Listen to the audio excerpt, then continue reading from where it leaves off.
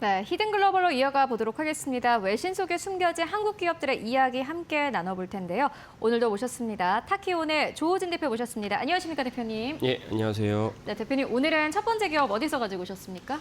어저께 우리나라뿐만 아니라 세계적으로 이제 주목을 받은 이제 젠슨왕과 SK 그룹 간의 협업이 있었는데 그 분야를 당연히 로이터도 보도했고 이제 블룸버그도 보도했는데 그 블룸버그 보도에 대해서 자세히 좀 말씀드리도록 하겠습니다. 네, 알겠습니다. 블룸버그의 보도 가지고 왔고요. 엔비디아와 SK 하이닉스의 협력 관계에 대한 기사를 가지고 오셨습니다.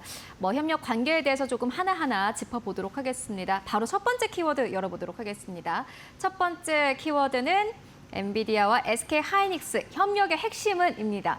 이 협력의 핵심은 어떻게 좀 평가해 볼 수 있을까요? 예, 협력 분야가 크게 4가지 분야로 이렇게 나눠서 얘기했지만 그중에서 제가 볼 때 제일 중요한 점은 단연간의 계약이라는 점이 있고 단연간의 계약? 예. 네. 근데 그건 사실 어떻게 보면 의미가 없는 게 왜냐하면 이미 벌써 반도체에 대한 어떤 그 계약이 반도체 초과 수요 때문에 롱텀 LTA로 넘어가지 않았습니까? 그런 점에서 큰 의미가 없다고 볼 수도 있지만 그보다 더 큰 의미는 무엇이냐면 차세대 칩을 갖다가 설계 단계부터 하이닉스가 들어가서 이제 개발을 했다는 것입니다. 그래서 설계부터 이제 하이닉스가 엔비디아 칩의 이제 개발을 시작하게 된다면 그러면 지금도 엔비디아의 GPU에 필요한 이제 메모리 HBM이죠. HBM 시장에서 SK 하이닉스가 지금까지 시장 점유율이 엔비디아 내부의 시장 점유율이 90%인데 설계 단계부터 엔비디아랑 같이 공조를 하면서 최종 양산을 한다. 그러면 이 설계 단계부터 이것이 이루어진다면 90% 이상 더 독점력이 강화한다라고 이제 봅니다. 그 독점력이 강화인데 기존의 시장에다가 플러스 추가로 네 분야의 시장이 열리는데 네 분야 시장에서 SK하이닉스의 독점력이 강화한다면 SK하이닉스의 매출과 주가는 더 엄청나게 튀어오를 수밖에 없는 그런 발표였다라고 생각을 합니다. 네, SK 하이닉스와 이제 엔비디아가 협력을 한다라는 부분이었고 이에 따라서 협력을 함에 따라서 또 SK 하이닉스의 영향력이 더 강화된다 이렇게 보시는 건데 그 영향력이 강화된다면 구체적으로 어떤 영향력이 좀 강화될까요? 예. 그러니까 이제 예전에 이제 H100으로 말미암은 이제 엔비디아의 그 챗GPT를 처음 실현시켰던 이제 GPU가 H100인데 네. 그 이후에 쭉 흘러갔던 흐름을 보면은 설계 단계부터 참여한다는 것이 왜 중요한지를 볼 수가 있습니다. 무엇이면 H100과 H200에 있어서는 정확하게 이제 SK하이닉스가 독점으로 100% 공급을 했다가 블랙을로 넘어가서부터는 이제 그 마이크론이 뛰어들었습니다. 그러면서 삼성전자가 3등 기업으로 내려앉았거든요. 그러면은 삼성전자가 1등 기업 삼성전자가 왜 3등 기업이 될 수밖에 없었냐? 이게 선도 기업의 이점입니다. 무슨 말이냐면 SK하이닉스가 최초로 이제 그 H100에 필요한 HBM을 갖다가 엔비디아에 납품을 하니까 그러면 제조사인 TSMC 입장에서는 SK하이닉스에 대한 필요를 갖다가 딱 충족시켜야 됩니다. 예를 들면 어느 볼테이지에 어느 정도의 그 필요한 것들을 내놓아야 되느냐를 갖다가 SK하이닉스에 맞춰줘야 됩니다. 그 표준화를 할 수 있는데 맞춰주다 보니까 맞춰줬던 중요한 정보를 갖다가 경쟁사인 마이크론과 삼성전자에 나눠주지 않아요. 그건 영업비밀이니까요. 그런 영업비밀이 없다 보니까 삼성전자는 계속 시도를 했지만은 결국 HBM3까지 납품을 못했습니다. 마이크론은 뒤늦게 납품을 했죠. 그래서 마이크론은 2등 기업으로 이제 HBM 분야에서는 위상을 갖다 차지했습니다. 이거는 제이덱이라는 스펙이 다 표준화됐던 이런 반도체 갖다 만드는 과정에서도 선도 기업의 이점을 SK하이닉스가 10분 활용하면서 삼성전자는 끝까지 HBM3까지 납품을 못했거든요.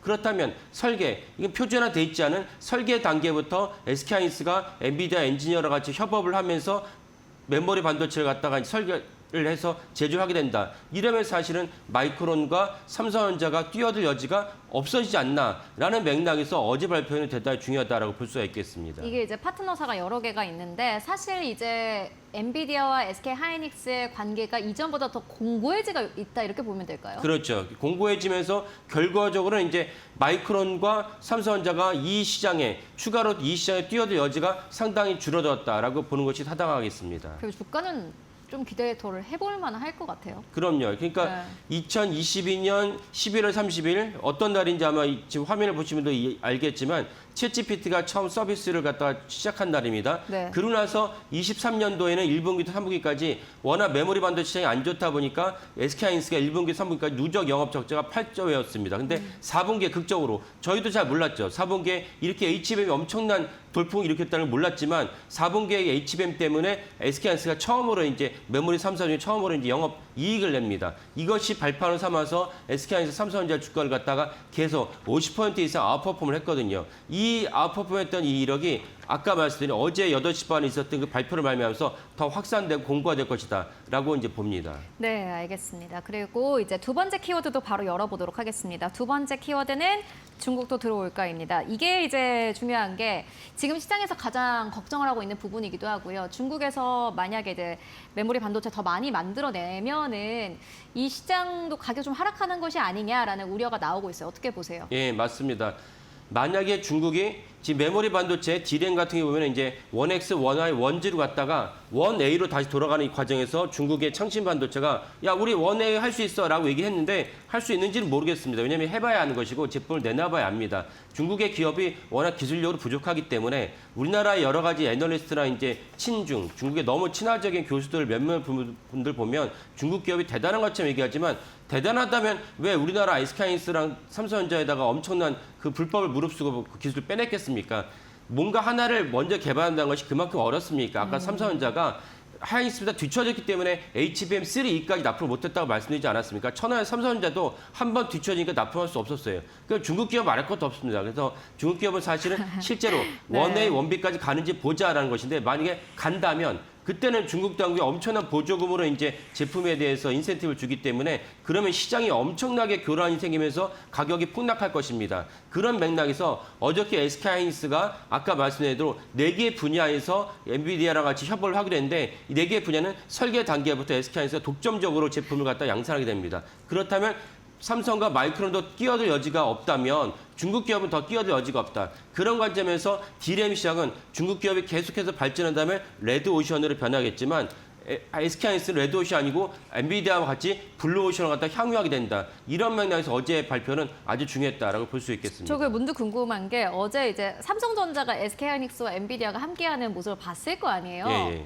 예상을 했을까요? 어떻게 보세요? 당연히 예상을 했죠. 그게 무슨 말이냐면 우리나라는 이제 시장과 맨파워가 좁기 때문에 SK하이닉스의 엔지니어나 삼성전자 엔지니어나 다 거기서 거기고 다 학교에서 같이 공부를 하고 그다음에 심지어 학회를 나가면은 너네가 이런 발표를 했구나. 우리는 이런 거 갖고 있는데 이런 거 다 교류하게 돼 있어요. 물론 아주 노골적으로 뭐 중요한 정보를 안 알려주긴 하겠지만 친하면 또 알려주겠죠. 무슨 말이냐면은 삼성전자가 HBM에서 뒤늦게 이제 참여했는데 뒤늦게 참여한 것은 헤드커터 맨 위에 있는 이제 경영진에서 잘못 판다는 것이지 물 밑에서 다 알고 있었어요. 그게 더 삼성전자 패착이라고 볼 수 있습니다. 같은 얘기로 사실은 어저께 이제 그 젠슨 왕이 최태원 회장과 만난다는 것을 삼성전자 모를 리가 없습니다. 전영현 부회장을 뒤늦게 비운으로 만난다는 것을 갖다가 했지만 그 하나의 립 서비스라 보여지고 이런 점 때문에 삼성전자 어저께 또 한 번 마음 아프고 상처를 쓰라리게 입었을 것이다. 그래서 이 어제 발표를 네. 삼성전자가 절치부심해서 대안을 마련하지 않으면 삼성전자 주가에 대해서 낙관적으로 볼 수 없다라고 말씀드리겠습니다. 알겠습니다.